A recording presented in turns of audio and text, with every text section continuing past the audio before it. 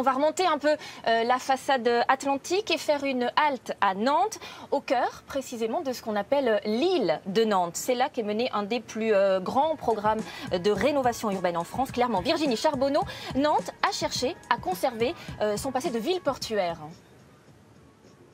Oui, effectivement, Marie-Sophie, un passé portuaire qui, rappelons-le, parce que Nantes a été un des principaux ports de la façade atlantique, même si la ville n'est pas située en bord d'océan, mais en bord d'estuaire de la Loire. Le port s'est enrichi grâce au commerce triangulaire au XVIIIe siècle, mais quand l'esclavage a été aboli, eh bien, il a bien fallu que les armateurs se reconvertissent. Beaucoup ont choisi la construction navale et à partir du milieu du XIXe siècle, les chantiers ont fleuri des deux côtés du fleuve. Ici, on a construit à peu près tout ce qui peut flotter, des navires militaires, des paquebots, des cargos et même des sous-marins.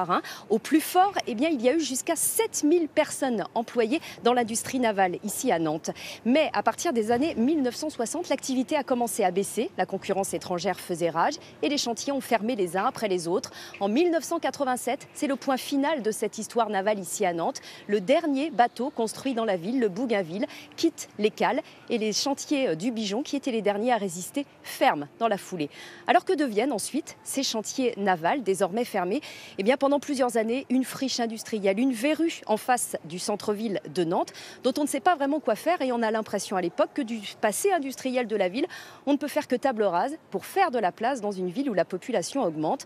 On envisage même ici de multiplier les immeubles de bureaux et d'habitation. Mais non, en 1989, Jean-Marc Ayrault est élu maire de la ville et il fait un tout autre choix. Il décide de réhabiliter ce patrimoine industriel, d'en faire une plus-value d'image. C'est un choix politique, mais aussi un pari un peu fou qui fait beaucoup de sceptiques. Alors à cette époque-là, on décide de réhabiliter tous ces sites de ces chantiers navals pour en faire non seulement des lieux de mémoire, mais aussi des lieux de culture, d'exposition. Et vous voyez par exemple l'un des symboles, eh bien, il se trouve derrière moi. C'est cette grue qui était utilisée pour les chantiers navals, pour la manutention et la construction des bateaux. La ville la rachète avec une autre qui est un peu plus loin et qui, elle, est même carrément classée patrimoine historique, monument historique. Et puis on garde aussi différents monuments, notamment les nefs, là où étaient construits autrefois les bateaux. Aujourd'hui, ils n'abritent plus des navires, elles sont devenues la maison de l'éléphant et des machines de l'île. Alors oui, effectivement, les machines, il y en a derrière moi. Elles sont un petit peu plus loin ici dans les nefs. Mais la machine de toutes les à Nantes, c'est bien sûr l'éléphant. Lui qui, du haut de ses 12 mètres, toise avec son œil si réaliste les personnes qui l'admirent, les milliers de personnes qui l'admirent chaque année. Il y en a 90 000 qui sont montées sur son dos à bord l'année dernière en 2014. Alors à l'intérieur, on peut le faire barrir, on peut le manipuler.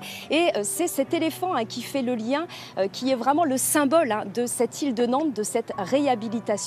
Il a donc embarqué 90 000 personnes l'année dernière, c'est énorme, c'était un record. Et il continue à faire rêver parce qu'il symbolise un petit peu tout ce qui peut se faire ici en termes de patrimoine. L'éléphant, il est resté fidèle à la ville de Nantes parce qu'il y a d'autres machines qui, elles, se sont expatriées à l'étranger.